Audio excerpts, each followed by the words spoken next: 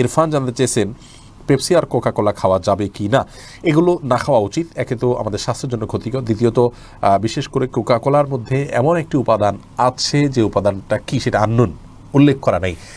সেই কারণে অনেক ওলামায়ে কেরাম এটা নিয়ে আপত্তি তুলেছেন। অনেকে সন্দেহ করেন যে এখানে কি আছে আমরা জানি না, ইহুদিদের প্রোডাকশন। সেই জায়গা থেকে এগুলো আসলে না খাওয়া উচিত। আর এর চেয়ে বড় কথা হলো এটি স্বাস্থ্যের জন্য ক্ষতিকর। স্বাস্থ্যের জন্য ক্ষতিকর কোনো কিছু আমাদের স্বাস্থ্যের জন্য গ্রহণ করা উচিত নয়। এগুলো অ্যাভয়েড করা হলো তাকওয়ার দাবি। কিন্তু যদি কেউ পান করেন তাহলে সেটি সরাসরি হারাম হবে না।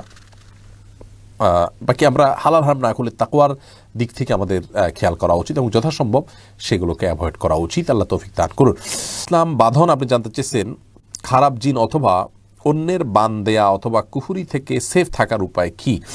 দেখুন, খারাপ জিন বা অন্যের বান দেয়া বা কুফুরি এগুলো থেকে নিরাপদ থাকার জন্য সকাল সন্ধ্যার আমলগুলোর কোনো বিকল্প নেই।